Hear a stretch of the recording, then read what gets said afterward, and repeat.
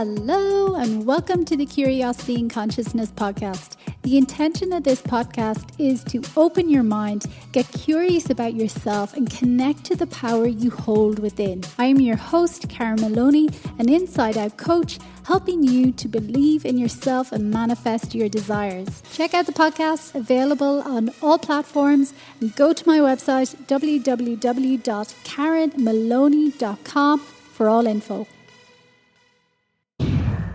Welcome everybody. Hello. It's me, Karen Maloney, and thanks as always for tuning in for another episode.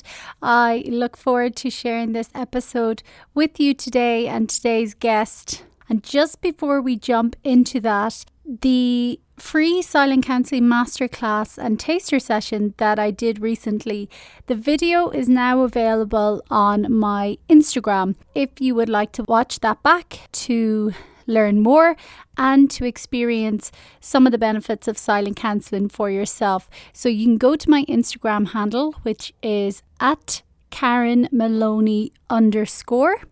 And if you click the link in my bio, it's top of the list and the passcode is there as well to access the video. And I think you'll really enjoy it. And if for any reason you can't access it, feel free to send me an email, support@KarenMaloney.com, support@KarenMaloney.com, and I will happily share it with you. So then joining me today, I have Chelsea Riffe. And Chelsea is a mindset and podcast coach, helping women increase impact, stack cash, and share their unique story through podcasting. She's also the host of the top-rated podcast, in my non-expert opinion, discussing travel, business, entrepreneurship, mindset, and life in general. Chelsea is an Aquarius sun, a Virgo moon and rising, and a 6'2" reflector who loves rap music, nature documentaries, mysticism, reality TV, travel, podcasts, chocolate, and learning about the mind, body, and spirit. Again, I think you'll get lots from this episode in hearing some of Chelsea's story and how she arrived in Australia just before the pandemic, had quit her really high-paying corporate job, and some of the surprising things and humbling things that she learned doing odd jobs. But more so, this conversation revolves around mindset, and Chelsea shares lots of tips on how you can begin to change your thinking and reframe situations and overcoming imposter syndrome and connecting more to the intelligence and the information that your body is trying to share with you consistently. So again, I think you really enjoy it. And if you want to find out more about Chelsea's work, you can go to her website, Chelsea Riffe, that's CHELSEA RIFFE, chelseariffe.com. But as always, I will have links from the show notes on my website, karenmaloney.com, and click the podcast section. Enjoy. Hello, everybody. Welcome. Thanks as always for tuning in for another episode. And today I have Chelsea Riffe joining me. So first of all, you're very welcome, Chelsea, and thanks for joining today. Thank you. I'm so excited to be here. Yeah, I know you've had lots of different avenues and paths in your life, and you're a mindset and podcast coach now. But maybe if you just share a little bit on your background and what brought you to setting up on your own and doing this work. Yeah, I feel like I always had a bit of that entrepreneurial spirit, knowing I wanted to do something for myself, but I got caught up in the, things you're supposed to do. I went to college, I got a degree, I got a corporate job, the whole 9 yards. And I actually worked in influencer and content marketing for about 6 years. So it was a software platform that housed influencers and content creators, and I was a salesperson. And what was interesting is my undergrad degree, I went to school for broadcast journalism, hosting, and reporting. And then in my master's, I got my master's in digital media and storytelling. So it felt like this was the perfect career. I understood all the ins and outs. I was really good at my job. But I noticed everything I went to school for was basically being a content creator. But that's not what I was doing. I was like selling content creators. So I always started to feel this disconnect towards the end of my career, being like, why am I not on the other side of this? again, I went to school for this. I love storytelling. I want to put together stories, but I'm stuck in this corporate sales job and I really wanted to get out. So I always loved traveling as well. And I was like, you know what? I'm going to do an eat, pray, love journey, figure out my next step. What am I going to do? I just can't do this job anymore. So I quit my job in 2019, left to Australia, had no plan. And so my dream of doing whatever I wanted to do wasn't actually into fruition until later in the year. I ended up working all these different odd jobs just to make ends meet, from being a gelato manager to working at a music agency to nannying, just trying to make ends meet. And it wasn't until the pandemic when I was really forced to obviously stop all these jobs and sit down and get clear on what I wanted to do, that it was like, this is the time to do whatever it is that you wanted to do. I did start my podcast in 2017, and that was always a fun creative outlet for me and kind of a hobby. And when I was sitting in this basically isolation during the pandemic, I was in quarantine in Australia, it hit me like, this is the time to do whatever it is that you wanted to do. So I started thinking about, what do I actually want to teach people? What do I want to help them with? And at that point, it was really mindset and manifestation. So I created a course around that. I created one-on-one coaching packages, created workshops, and that's what I did for a while. I did that for about a year. And then eventually I realized my love of podcasting and the passion I had was actually helping people release their power and really own their power by podcasting. So now I took all those skills I had from my mindset manifestation journey into podcast and mindset coaching, and that's what I'm doing now. Amazing. Thanks for sharing that. And well, I love that you had the insight when pandemic hit of to think, it's time to do what I want to do, because, I think that's a great perspective to have. And just even from your traveling and doing the odd jobs as well, what were some of the maybe surprising things you learned, and then some maybe challenges as well that you didn't expect? Ooh, yeah. I would say some things I learned were the power of humility and quieting my Mhm. ego. Working at a gelato shop, scooping gelato for people, making gelato, sweeping floors, mopping, after leaving a corporate American job where I was getting paid six figures and I had a master's degree, was really Mhm. humbling. I didn't like it half the time. I was like, I can't believe I'm here. But eventually I was like, this is not your end goal. This is means to an end. This is like a lily pad. You have to pay the bills. You can't just not pay bills. Mhm. And I just needed to look at it as, okay, well, while I'm here, instead of hating it every day, what can I learn? And I did learn a lot there. I actually had to like count the money at the end of the session and at each shift and like report it back to the manager. I'm like, okay, well, this is helping me understand finances. And Mhm. then, people coming into the shop, greeting them with a smile and actually making sure the experience was great taught me a lot about customer service. So again, it sounds easier said than done talking about it on a podcast than when I was actually there doing it. But yeah, a lot of humility learned. I had to quiet my ego. It was something that I wasn't expecting to do. I thought I had saved enough money where I could like float along for 6 months and figure things out. But when I got to Australia, I was like just traveling and going out. And I was like, no, you need to pay the bills. And yeah, like I said, it really quieted my ego down. And it actually also showed me how loud and mean my ego could be. And I did a lot of work on wondering, like, why am I so hard on myself? Why is my ego so loud? Why does it have this mean voice about it? And to be honest, it's something I still work on. I'm still pretty hard on myself, but it has gotten better. Wow. And what about some of the surprising things that you learnt as well? Ooh, well, when I was nannying, what was surprising was I never considered myself to be someone that was like dying to be a mom. I'm not one of the women I feel like that is some of the women that are like, I'm here to be a mom. That's my life's purpose. I've Mhm. never really felt that. And when I was nannying, it was like this maternal flame kicked in where I was like, oh my gosh, I actually really wouldn't mind having kids. I loved watching them. I loved learning so many things about how kids just mimic what you do and they mimic your energy and how you react to them. And you can actually speak to them like adults and they'll listen and they want to have conversations. And it was such an eye opening experience. I was surprised by how much they taught me. And I was also surprised how much maternal yeah, how much Mhm. maternal energy I had, that I was Mm. like, maybe I could actually see myself having a family, where I think before it was like, if it happens, it happens. If it doesn't, it doesn't. And I don't care either way. Where now I feel like it has become a little bit more of a priority of like, no, I actually do think I want a family. Oh, that's beautiful. Yeah. So surprising, these little things that can crop up from, going outside our comfort zone, taking a risk, exploring new avenues, even if it's not the ultimate goal, it's a stepping stone. There's always so much to be learned along the way. And then what was it that really led you to mindset coaching and manifestation in the first place? Yeah, that's a great question.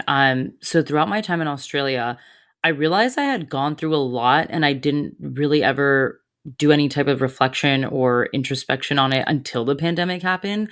Because by the way, when the pandemic happened, I had just left to the other side of the country and used all my savings to get there. And I was going to pick up another job at a restaurant. And literally the day I got there, the restaurant closed down because of the pandemic.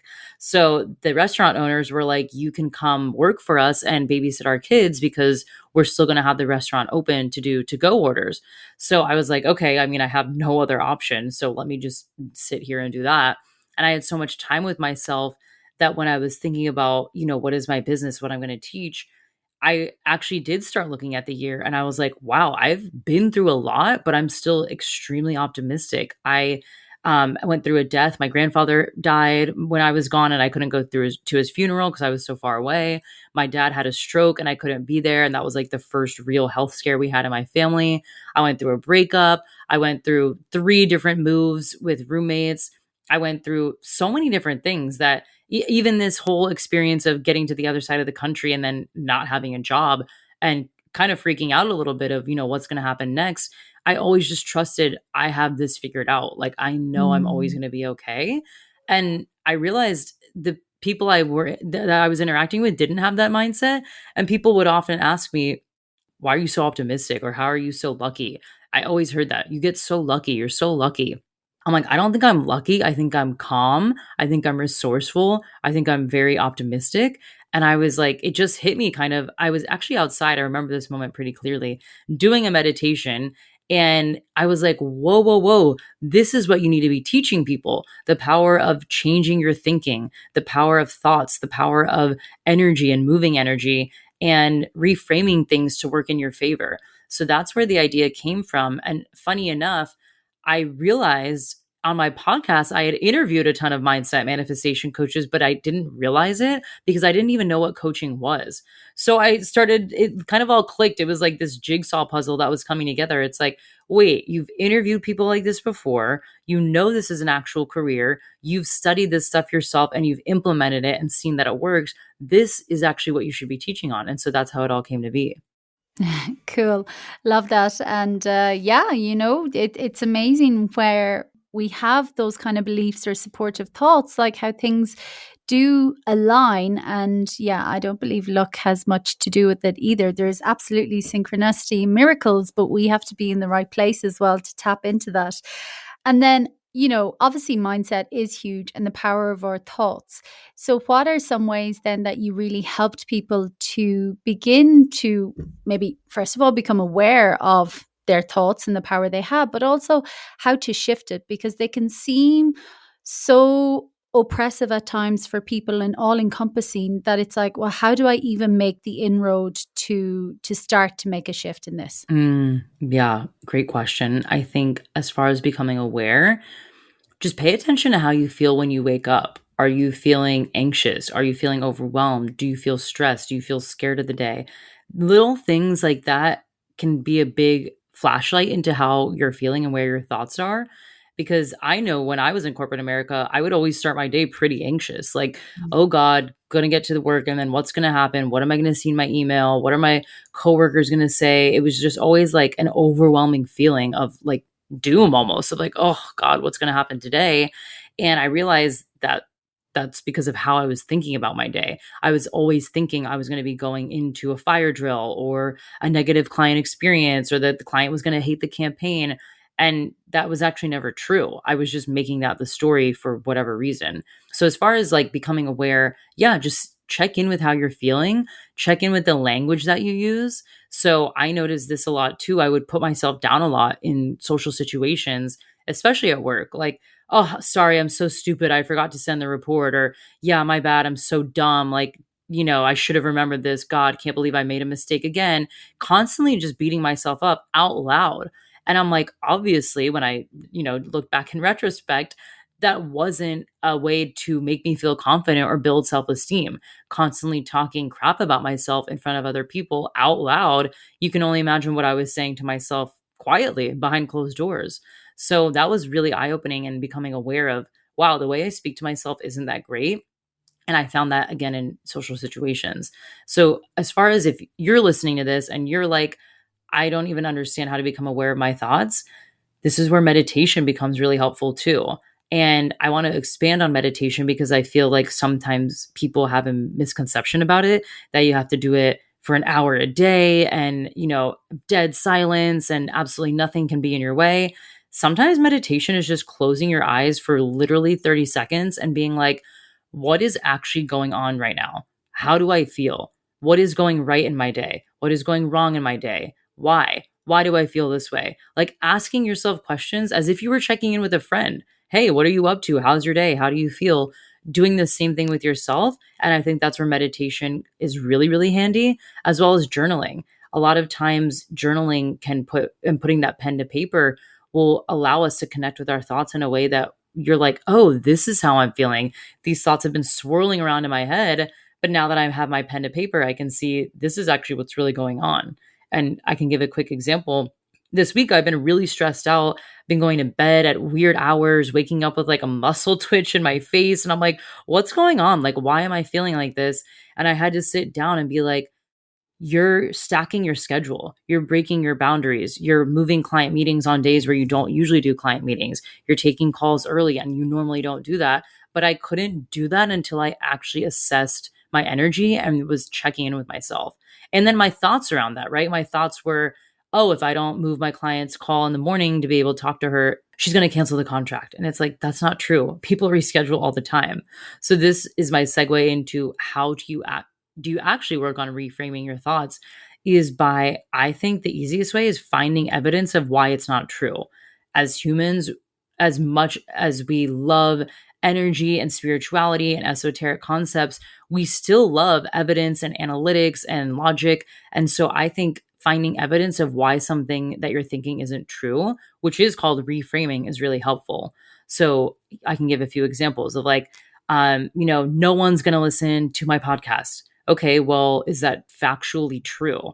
If you took that to the court of law, would you be able to prove that? Probably not. I'm assuming one person would listen to your podcast and you cannot use the language no one. You're indicating literally zero people on planet Earth would listen.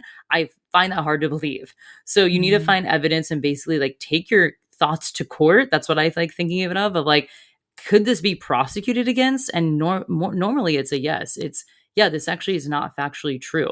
So continuing to build evidence. And if that's hard for you, because I know for me, our brains love being right. So if your brain loves being right, it's going to continue proving all the reasons why you're right. Like, no one's going to listen to my podcast. You're going to try and make that true by not promoting it or not being big about it. And yeah, okay, yeah, no one listens to it. So if that's hard for you to find evidence for yourself, try to find evidence in people close to you. So maybe I'm using a podcast example just because we're on a podcast, but maybe your friend started a podcast and she has 10 listens. Okay, well, your friend and you are pretty much on the same page. Someone listens, you have evidence that people will listen. There's not zero people that are not going to tune in. And I call those people inspiration, or you can call them expanders. I've heard that term too, of they're just expanding your mind to what's possible. But yeah, I think evidence is the easiest way to reframe your thoughts. Yeah, I love it. And definitely a practice that has helped me no end as well in my life. When I look back, oh my God, I used to be so restricted and limited in my thinking. And like that, it's a really powerful practice as well. When I started becoming conscious of my responses, my habitual phrases or things that I was saying to myself, to others, responding to questions. And it became really interesting because I was like, oh my God, I'm saying the same thing over and over again to like the same people all the time. because it does have the potential to really shift your whole energy, your whole vibe, everything. And yeah, I love that as well. And debunking our thoughts and being like, are these ultimately true? Like, is there some law high up in the sky saying this could never be? And like you say, most of the time it is like not true. And even myself this week, I had to, because these are life skills, they're constant, Right. constantly using them again and again and again. And even this week, I was doing a radio interview here in Spanish. And obviously, like beforehand, I was just like, oh my God, what the hell am I doing? Why did I say yes? Like, yes, I love Spanish, but this is a totally different ball game. Like, this is a freaking live interview. What am I doing? And I was feeling all the fear and the panic and just bringing my whole energy down, thinking, that imposter syndrome of I can't do Mm-hmm. this. Who the hell do I think I am? Blah, blah, blah, blah. And again, with the practices, just even taking a pause for a moment and be like, okay, what am I thinking here? Write it down. Yes, there was the fear because it was something brand new, it was outside my comfort zone, but I could acknowledge that. I could feel it and go, okay, yeah, I feel a little bit anxious, but is it ultimately true that like my life is going to end if I do this or if I mess it up? And it's like, no, it's absolutely not. So then when I Right. saw that and then shifted my thoughts, then I'm like, okay, well, are there any practical steps I could do right now to feel more supported going into this? And then I was like, oh yeah, I'm going to Google a few words that I use a lot in English and through my work that maybe I don't talk about so often in Spanish, like consciousness and subconscious and limiting beliefs and these kind of things that are not everyday use that I talk about in Spanish. So then I Googled a few of the words, had them there, and off I went. I was like, oh, look at that. When I get out of my own way, just take a pause, really ask, is it ultimately true? Debunk it, like you're saying, reframe it. Then it just shifted everything. And I was like, okay, right, let's go. And And following through in a few practicals, and it just changes everything. it's so amazing what happens too when you said specifically, I took a step back basically and calmed myself down.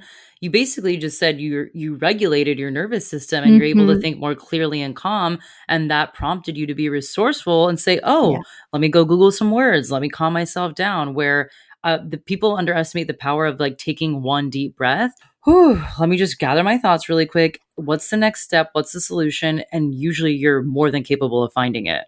Oh yeah, always, always. Because like they say, it's not the steps or the strategy that's the issue. It's more the psychological. The why am I not doing it, or why am I keeping myself in this same energy? But again, like everything, it's a practice, and it takes time to Oh, catch yeah. yourself to be like, oh, hang on, I've gone off in a rabbit hole here. Come back, and do these things. And even like you said, meditation.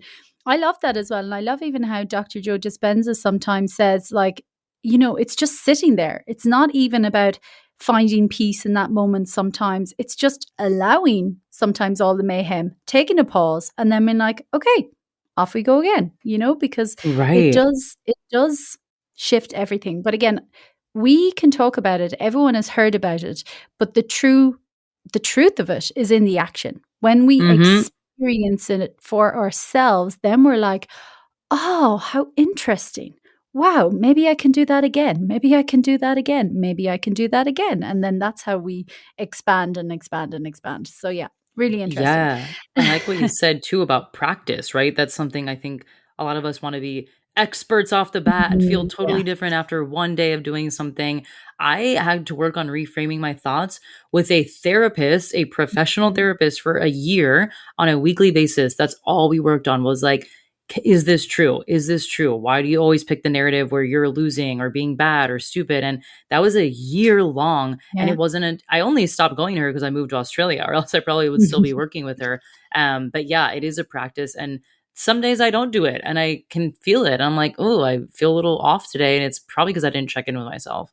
Yeah, and that's absolutely it. Like, we're just programmed. We're just repeating things again and again subconsciously. And like you say, these are emotions that have been maybe embedded for years that we've never paused, we've never taken a moment to look at. So they just keep playing and they just keep playing because what they Hmm. actually want is our attention. They want to be looked at Yes. in order to be released. And our brain is programmed for that more negative bias. So it's totally a practice of opening up and again, being curious, leading with curiosity and being like, okay, what else might this be trying to show me? How else could I interpret this? How else could I think about this? What other possibility might lie beyond this current thought that I'm thinking? And again, it's all just this practice and questioning ourselves and being curious and inquisitive, because again, we have it all within us. We have the capacity, but we're just not taught it, and that's Yes, and I feel like we're also taught to, like, try to be happy all the time and joyful Mm, 24/7, and I actually have an opinion that, like, negative feelings and when you feel sad or angry or tired, whatever the case is, look at that as a gift. Like, mhm, wow, I actually have consciousness to literally check in with my body or my thoughts and feelings and identify what's going on. How amazing is that? That the feeling of yeah. sadness is a flashlight into what's really going on in my life. How amazing it is that when I get a stomach ache, I probably didn't put something too nourishing in my body and my body will tell me. So I don't want anybody to beat themselves up for having Mhm. negative feelings or negative thoughts. They're usually just a flashlight into what needs more care. Yeah, yeah, I totally agree. Just again, asking for our attention and awareness and connection. And yeah, body awareness is, again, has been crucial in my journey as well. And even just for a moment as well, because I know a lot of people, whether it's in sometimes the relationship, but obviously career as well, sometimes we have this sense of feeling like an imposter. And I think even maybe more so women sometimes than men, obviously, though it does affect them as well, of, Mhm. just wanting to kind of hide, or that constantly berating ourselves, thinking, oh, who could I be to do this or have this or whatever. So, what's been your experience as well with imposter syndrome and with clients as well in helping them to release it? Oh, yeah, I had a lot of it when I started out my journey into coaching, especially because that wasn't my actual background. Like, I didn't go to a school for that. I Mm. also didn't get a certification. And I was using tools, tips, tricks that I had picked up personally from courses I had taken, from things I had done. And I was like, am I a fraud? Like, is this bad? Am I doing something wrong? Are people going to like find out that I'm a scammer? Like, these were all the thoughts I had, Mm. despite none of that being true and people actually seeing transformations and all the testimonials I got were positive, I still had this fear of like, I'm not really this person. And Mm. so what helped me was becoming, I learned this recently in the past 6 months about archetype embodiment.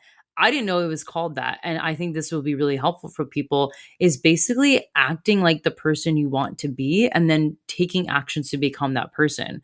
So for example, I was feeling so insecure about my role in the coaching industry and what I was doing, and I'm not professional enough, and blah, blah, blah. So then I thought, okay, if I was a professional coach or this is the identity I wanted to embody, what would I do? And I looked at myself like 5 years down the line and I'm like, well, I would probably call myself this thing. So let me update my Instagram bio. Let me update my Mhm. email signature. Let me actually tell people out loud this is what I do. I would probably have a website with a very clear, easy way for people to contact me. Okay, so then I built a website and worked with someone to create that. I would probably make it known what my offers were so people know how to work with me. So then I created offers. And slowly by taking those actions, it's like, well, yeah, this is what a coach does. And then I actually invested in courses on mindset coaching versus therapy. What's the difference? Different things that people might not understand about mindset coaching versus therapy. And then I applied those tools to my coaching because I was like, if I'm going to be a mindset coach, I should have real mindset skills and tools to teach people. Okay, so you invest in that and then you apply it. So it was those little actions. By the way, this was not all at once. This was over Yeah. the course of like 6 to 12 months that Mm. slowly I started losing that imposter syndrome because I didn't feel like an imposter. I'm like, I'm doing all the things that a coach would do, or in my mind, Yeah. what a coach would do. And I would tell clients the same thing. I would say, okay, you want to become, let's say, healthier. Instead of beating yourself up like, oh, I can't believe I'm so unhealthy, but let me try to just go to the gym tomorrow and knock it out. That's never going to be fun. And that's not going to be a journey to health. You need to try and build systems and the identity to become a healthy person. So instead of like, I'm going to, be hating my life at the gym every day just to lose 10 pounds, why don't you say, okay, if I were my ultimate healthiest version of myself or someone in my life who's really healthy, what would they do? Oh, okay. In the morning, they actually choose fruit over bacon. So the next time I go out, I'm going to choose fruit. Or, I imagine a healthy person does walks in the morning. So I don't know, I'm going to get up and start doing walks. And you just build these systems that all of a sudden you're like, wait, I'm doing walks in the morning. I'm eating fruit.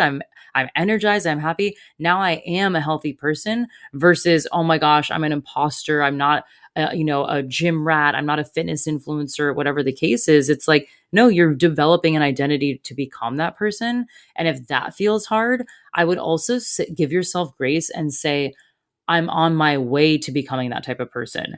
So this happened recently with me and finances last year. I was like, I feel like an imposter as a business owner because I barely know how to understand my finances. So instead of beating myself up, again, what would someone financially literate do? They would probably learn the language of finances. They would probably have accounting software. They would probably talk to a CPA to figure out their taxes. So I slowly started doing those things. And I had to, when I was doing journaling, write out, instead of being like, I'm a millionaire, I'm a financial expert. Like that felt so unbelievable to me that I was like, let's start with more believability. Like I'm on my way to becoming financially literate. I'm on my way to understanding money. And that calmed my nervous system down so I didn't beat myself up because it's like, yeah, it was true. I was on my way. I think that's a really powerful tool as well. Yeah, love that. Super powerful. And it even reminds me, we'll be led to the practicals, but even I know Neville Goddard from like back in the 1920s, he used to talk about this a lot. And even Joe Dispenza as well. It's working with the field, it's living in the end, it's feeling as if, internally you're already that person. And even doing a short visualization of seeing how she would look, how she would feel. And we will be led to the practicals. We will get the inspired action to be like, oh, yeah. And then like you say, I'll go for that walk in the morning. I'll eat this in the morning instead of this or whatever it is. But that's the power of belief as well and being able to get Mm-hmm. our energy and our feeling behind something. Because again, it's that idea of if we don't believe something is possible for us, well, then the universe cannot bring it to us. So that's Mm-hmm. why starting with these kind of steps in order to help us again shift and reframe our even whole perspective of what might be possible, so important. So I love that as well, because yeah, that's, as they say, like our reality then has to catch up with what we are Mm-hmm. feeling, thinking and believing about ourselves on the inside. And that idea of I'm on my way, like, that's just so, because I love energy as well. And even the energy of saying that to ourselves is so much more expansive and ease and flowing. And it's like, oh, yeah, okay, I can get behind that. That sounds good, Yeah, as opposed to, like you exactly. say, constantly criticizing ourselves, judging ourselves, going, oh no, I messed up again. Or I didn't do my exercise again this morning, because that energy just keeps us restricted and feeling like we've already messed up. So, again, Yeah. coming back to even what you said earlier, just being aware and conscious of the language we are using and how it's making us feel in any given moment, and shifting that just does open the door to new ways and new feelings and new possibilities, and like that as 100% well. agree. And just figuring it out as we go. We don't have to know all the answers in advance. And I know that was one thing for me Yeah. as well. I was like, no, I can't start until I know exactly. And I overanalyze and I criticize and I look at every aspect and I know exactly how it's going to work out. I was stifled by perfectionism. But then it's like, oh my God, how ridiculous is that? I would never know, even with all the planning in the world, I will never know how anything turns out until I start taking action, until I start taking the steps, and then it'll unfold. And it's like, oh, yeah. And that's why that saying as well of we're never truly ready. So you just start. Yeah, I would say my mom and my therapist had two good pieces of advice around this. Was my mom was like, you have the rest of your life to figure it out. Like, why are Mm, you putting so much pressure on yourself to be the love that. optimal health, optimal finances, optimal relationship, optimal everything at this age? Like, what would you be doing the rest of your life? And my therapist echoed the same sentiment of, okay, and then what? Like I put a lot of pressure with myself on age. Like I want to be making this much money by this age with this many Mm, people I'm working with. And she's like, okay, let's say that happened tomorrow. And then what? And I was yeah. like, well, I guess I would just want to increase that amount and increase the people. And she's like, okay. And then if that happened, then what? And she just got me thinking, yeah, it's never ending. We're always going to be learning. Like, what is the point of life? If we had it all figured out, the rest of our lives would be pretty boring. Yeah. Yeah, that's what they say as well. And it's also that idea of, you do have your rest of your life to figure it out. And we are all figuring it out, but also it's It's not an invitation to be like, sit in your ass and be like, yeah, it's fine. It's all going to work out. No, we need to be actively participating as well and showing Mm-hmm. up for ourselves. And, because that is the power we have. We are the creators. We have so much more power than we realize. But again, we don't know it. So we don't have to sit there and wait and feel like a victim. We can take charge and be like, okay, yes, what has happened? What do I need to clear? What am I no longer thinking? Where do I want to go? How do I want to be? How does that person 5 years time, 10 years time feel? How does she think? How does she act? And start feeling into that. And like that, the steps will unfold that we can then figure out as we go. And that's the beauty of it as well. That is the journey. It's not about the destination, isn't it? It's just Yeah, each it's and never every about the step. destination. Yeah. And again, but this is the whole mindset shift in the first place, because it is different to certainly what we all grew up with, I'd say, in the Western world, especially. So that's why, doing these practices and the awareness and the pauses and everything that you've mentioned so far in the conversation, that's why they're so important as well, because it is beyond what we currently have been taught. Mm-hmm. But again, all about us shifting. And then even just because when we connect to this way of living and kind of following our true path and our true alignment and heart and what feels right for us, as opposed to fitting into someone else's or society's idea of what should make me happy, that's the practices that you've shared throughout this conversation. That's essentially what it's aligning us to. But then what's the flip side of when we don't live in alignment to our true selves? What's the alternative? Oh, I feel like, to be totally honest, the alternative is not only your health, but your mind is going to deteriorate. And I will say this from firsthand experience. When I was at my old job, working crazy hours at the beckoning call of any client that sent an email, working overtime, but not being compensated for it just for the sake of being a good worker, being an esteemed Mm, colleague, whatever the case was, my body was in so much stress. I had probably every skin rash you could think of. I had shingles, I had scabies, I would get a monthly mm, rash, and it was crazy. I just accepted that that was normal. I was like, oh, it must be my laundry detergent. It must just be, I don't know, mm, something in my soap. And it was not normal to have a skin rash like this almost monthly. And I remember going to the doctor and he was like, can you walk me through your lifestyle and your work? And he was the one that pointed out, I was 24 at this time when I had one of these rashes. I had mm, shingles, which is not something a 24-year-old should have at all. And he was like, you're living such a stressed out lifestyle. You're working and then you're traveling and then you're drinking and you're not sleeping well and you're not taking care of your body. And I was just living so out of alignment that it was truly physically manifesting on my body. What was the most interesting thing was I thought that was like, oh, whatever. Again, I was 24, very naive and prideful. And I was like, I don't care what he says. As soon as I moved to Australia and quit that job, and I started taking long walks on the beach, I started doing morning walks. I would do yoga. I was very calm. I wasn't in a regimented, strict, structured routine. I was just living like a slower pace of life.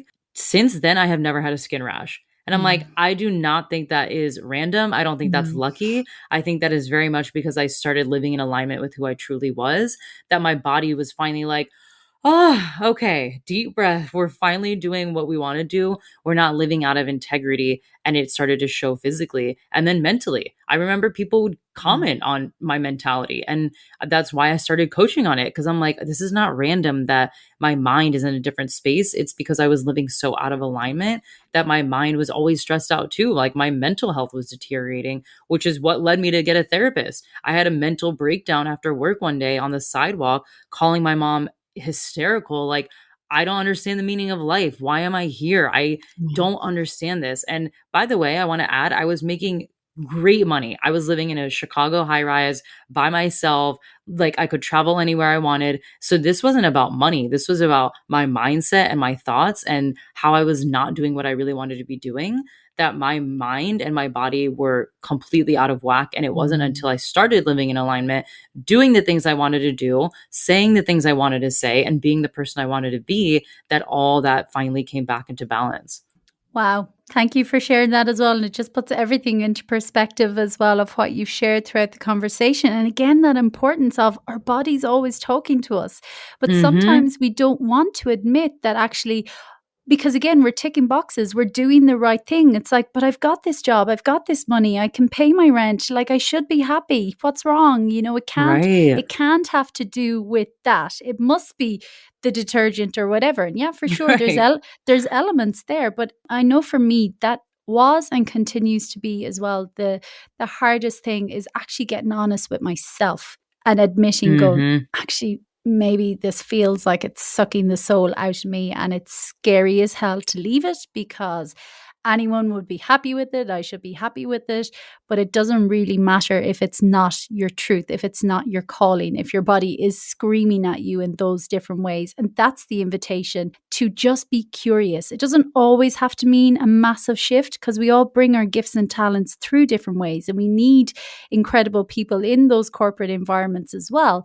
But it's that kind of idea of not to be afraid, because by staying in things that don't make us feel good, we're also missing out on the possibilities of actually what we truly came here to do and give and be. And that question that you shared as well, what is the meaning of this? Why am I here?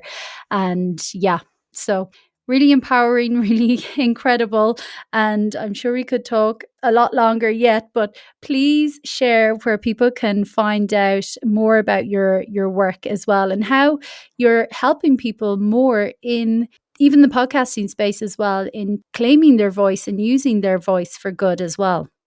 Yeah, absolutely. You can find me, my name, at Chelsea Rife on Instagram and chelsearife.com. My podcast is called In My Non-Expert Opinion, which, by the way, was kind of a name created out of imposter syndrome, because I was Mhm. like, wait, I'm not an expert, but I want to talk about these things. And like, I don't know, I don't have a credential behind it, but I just want to share my opinion. And it was also a play on words of like, in my expert opinion, but in my non-expert opinion. Yeah. So just wanted to share that sometimes you can be a bit on the nose with your Yeah. titles, and it's totally fine. Yeah. But yeah, I'm now doing mindset and podcast coaching, meaning I'm helping people launch their podcast, but also move through the mindset blocks that we have. Like you just said, Mhm. imposter syndrome, doubting ourselves, doubting our power. And I'm really taking the things that I taught in mindset manifestation coaching and applying it to podcasting, because as you probably know, Karen, podcasting is such an incredible way to honestly own your power and build confidence and build self-esteem. Yeah. It's what got me through a breakup, to be honest. Like I started my Yeah. podcast after a breakup and built so much self-esteem, and I realized, wow, I really think a lot of people would find their power and purpose through podcasting. So yeah, that's now what I do. I help you really, really unleash your voice through podcasting. Amazing. Love it. And as always, I will share links as well from the show notes to all your work. And yeah, certainly the podcast has been a massive learning curve for me as well. And even just turned 3, and this week's episode that went out was about that as well, in how much I've grown, but also the underlying message of what I've seen. And when people show up and share as well their truth and their honesty, I think it gives so many others as well that permission. So yeah, epic. Thank you so, so much, Chelsea. And I wish you all the best. Thank you.